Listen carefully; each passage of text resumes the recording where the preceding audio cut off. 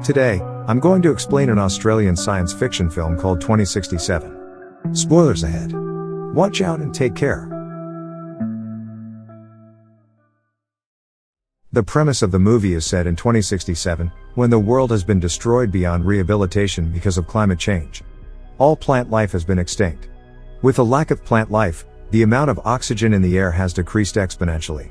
People have to buy artificial oxygen to survive. 99% of the world has gone dark. People suffocate to death. In such conditions, only one city in Australia has survived, and it is all thanks to a company called the Chronocorp Corporation that manufactures synthetic oxygen. However, artificial oxygen causes a fatal disease called the sickness over time. Humankind has mere years before it goes fully extinct. Ethan White is a resident of the Australian city. He and his friend, Jude, work as mechanics in the Chronocorp Corporation. The corporation is also working day and night to find a cure for the sickness and a way to save the world. Ethan's wife, Xanthi, also has the sickness.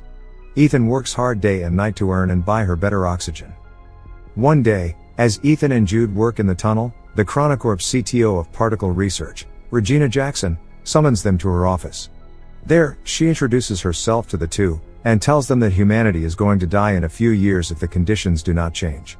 She then reveals that Ethan is the only one who can help everyone and save humanity. Ethan is confused and doesn't believe her. But Regina insists he visit their lab. The lab has huge machinery. The lab doctor named Billy Mitchell introduces himself to Ethan, and looks at Ethan's wrist device for a second. They then explain to him that Ethan's father, Dr. Richard White, started this project 20 years ago. The machine that stands in front of them is a time machine called the Chronicle. In the first ever experiment done with the machine, they had to send radio waves into it to check what was on the other side. They found out through it that 407 years later, in 2474, the Earth would have enough vegetation to maintain enough oxygen in the air and sustain human life. The people come to believe that if humanity still exists several hundred years later, it is likely that they have found solutions to all the problems plaguing their reality. However, a strange activity baffled the scientists there. The waves they sent had come back reformed. When they decoded it, they found out that someone from the future had sent them the message saying, "Send Ethan White." So now, Regina and the whole team want to send Ethan into the future for him to bring back the cure. Ethan is beyond surprised. He doesn't believe them and thinks that Regina is just bluffing. Moreover, he doesn't want to leave his sick wife and go into the future. So, he declines to help. Later, Ethan and Jude are at a diner, where they buy crisp oxygen. Jude tries to persuade Ethan to go through with the plan and help save humanity. However, Ethan laughs at him, saying that he doesn't want to be like his father. Ethan hates his father for never being there for him. 20 years ago, his father left home and went missing, while his mother was killed when he was a kid. Since then, he has been brought up by Jude, who he regards as his older brother as well as best friend. He blames his father for leaving his mother to complete the project, and doesn't want to follow in his path and leave his sick wife. However, Jude manages to persuade him, saying that the only way he can save his wife is by finding a cure. Ethan reminisces of his 8th birthday when his father has bought him a strange box as a gift. As he puts his hands inside the box, a device latches onto his wrist, making him bleed. Richard had placed a permanent hand device on his son. It has been many years, but Ethan doesn't know its use yet. Later at home, Ethan tells Xanthi everything that happened during the day, and she too insists him to go. The following morning, Ethan scribes, "I will find my way back to you on a metal flower," and leaves it beside Xanthi. He then goes to Regina's office again and tells her that if he can find only one cure, they will have to give it first to Xanthi.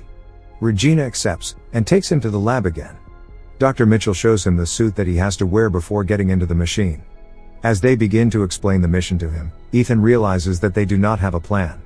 They have no clue what he will see, or who he will meet at the other end. However, after they put him in the suit, they give him an AI device called the Archie. Archie will show the lab Ethan's vitals at all times.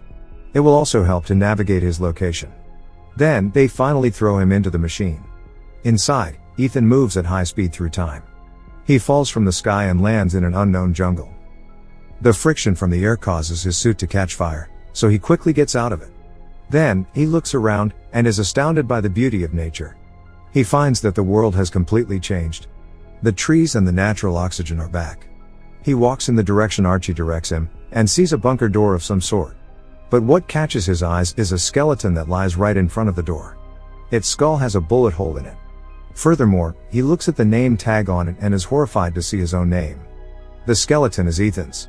Ethan also finds the skeleton's Archie, and plays the last recording on it. He hears a man say that this is the only way, and shoots Ethan. Just then, the device's power goes off. He is horrified, believing that this is the fate that awaits him. Then, he notices the skeleton's wrist device. It is identical to Ethan's, except the light glows green in the skeleton's device, but Ethan's has been red his whole life. That night, he lights a fire and eats wild berries. It turns out that the berries were poisonous. Ethan vomits and starts to go unconscious. Ethan wakes up after a while, and is surprised to see Jude in front of him. As it turns out, the lab saw Ethan's vitals dropping and assumed he was having a reaction to poison. So, they quickly sent Jude to the future, with the cure to save him. Sometime later, Ethan and Jude find that his skeleton remains there, which means his fate hasn't changed. They then use Archie to find another door. Some device scans Ethan's eye and grants them access. When they go in, a monitor welcomes him. It asks him for a DNA sample. When he accepts it, his wrist device begins to work, making him bleed. After the blood test, it goes green. The lights to the room turn on and they realize that they are in Chronocorp's lab, 407 years later. The time machine is in front of them too. Jude gets excited because now they have the means to go back to the past, but Ethan doesn't think so, saying they haven't changed anything, and he will end up dead, just like the dead Ethan. Ethan checks the system log and finds a holographic recording made by his father, who explains that the time machine was originally designed to collect the oxygen data in the future planet, and then transmit it back to the past. However, when his father first started the time machine, he received a message asking him to send his son to the future. Despite his misgivings, he chose to do so and made a DNA verification here for Ethan. Soon, Ethan and Jude realize that the time machine won't be able to take them back because its battery has almost depleted after 407 years. What's worse is that the activation of the lab triggers a malfunction in its nuclear power core, threatening to unleash a nuclear explosion in just 4 hours. This means they have to find a way to fix the time machine and travel back before the explosion. Running out of time, they have to act quickly. Outside, they are surprised to find a ruined city covered with green plants, but inhabited with no humans, showing that Earth starts to recover itself after human extinction. Human skeletons are scattered everywhere. Ethan gets to his wife's house, only to find her bones, making him fall into despair. Jude tries to persuade him to go back to the past, as the cure against the sickness doesn't seem to exist even in the future world. However, Jude's words make Ethan suspicious. He then turns on the rusty Archie to play the recording once again, from which he recognizes Jude's voice, and it seems Jude is exactly the one who shot him. Jude raises his gun at Ethan, strongly denying that he would shoot Ethan. Ethan finally decides to complete the mission first, so with joint efforts, they manage to repair the power core and then return to the lab. Now the Chronicle system works and they should be able to return to the past. They just need to wait 37 minutes till portal launch. Once the countdown reaches 0, the portal will tether to 2067 for approximately 30 seconds. However, Ethan still finds his body remains behind a door at the same location, which implies that they haven't made any changes to the future. In order to figure out the truth, Ethan pulls out the battery of his current Archie and puts it onto the rusty one. In that way, he gets access to another video, in which Ethan is assured that his future self will be killed by Jude. Jude then confesses that there is no hope of changing the future and he is trying to protect Ethan. Finding it hard to believe, Ethan locks his brother up in a room, then plays back his father's holographic log from the day he died. He soon discovers a conversation between the Chronocorp's CTO, Regina Jackson, and his father. It's shown that Ethan's father wanted to use the time machine to save all mankind by finding the cure, but the CTO only intended to use the machine to flee from the dying time with some chosen few.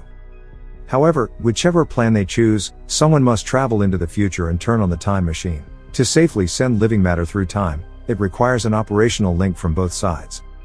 In order to stop the CTO with her plan, his father locks the time machine and sets Ethan's DNA as the verification key. In anger at what Ethan's father just did, the CTO killed him immediately. She then orders Jude to kill Ethan's mother and be a guardian to him, so one day they can use Ethan's wristband to get access to the future. Ethan is beyond surprised. The man he thought of as his brother, turned out to be the one who killed his mother and is about to kill him too. He also realizes that he has misunderstood his father, who didn't deliberately abandon the family. Knowing that Regina wants to bring a chosen few into the future, Ethan tries to shut the time machine down, but Jude rushes to stop Ethan and reveals that he's tasked here by the CTO to ensure that Ethan is sent in time to repair the power failure. Once Ethan activates the time machine, he should kill Ethan.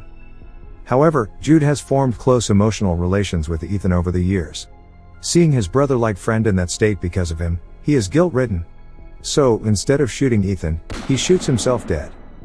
In rage and regret, Ethan is determined to fulfill his father's dying wish, which is to find the cure and save the dying humans. He looks into the monitor, and finds the very first message written by his father. He deduces that the message sent Ethan White was sent by himself. Hence, he codes in the message again and sends it into the past, along with many other things. Meanwhile, in the laboratory of the year 2067, the CTO with a group of privileged chosen people are waiting anxiously for the time machine to be activated. To their shock, however, the time machine sends back hundreds of extinct plants along with a copy of the recorded murder of Ethan's father. Soon after, the time machine is destroyed by Ethan, resulting in the collapse of the CTO's plan. In the end, the CTO is arrested due to the murder. The plants sent back to 2067 are cultivated to revitalize the planet. Ethan's wife also receives a flower sent from him and understands his choice. While Ethan has to stay in the future world alone, he buries Jude and forgives him. A butterfly catches his attention, and leads him again to the same entrance, where Ethan is happy to notice that the corpse of his future self is gone. He rushes to take a look at the world outside, and feels relieved to see a futuristic eco-friendly city, in contrast to the deserted one from earlier. His decision had changed the future of mankind. Subscribe for more videos like this, turn on notifications, and leave a like to help the channel out. Thank you for watching.